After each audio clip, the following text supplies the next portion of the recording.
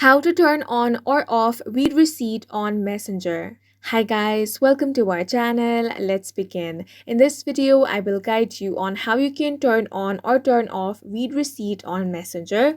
For this, launch open the Messenger app on your device. Make sure to sign into your account. Now, you want to tap on the three lines at the top left corner of your screen. From here, tap on the gear icon to open up your settings. You will find different options over here.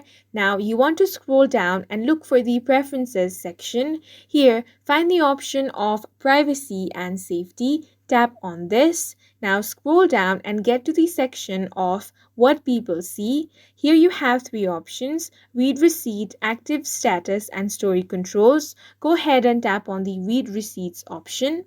Now from here you can turn on or turn off read receipt. If you want to show read receipts, toggle this option on. Now people will be able to see when you've read their messages. If you want to turn it off, simply toggle this option off. Now people won't be able to see when you've read their messages, and you won't be able to see when they've read yours. And in this way you can turn on or turn off read receipt on Messenger. And that's it for this video. If you found it helpful, please make sure to hit the like button and subscribe for more videos like this.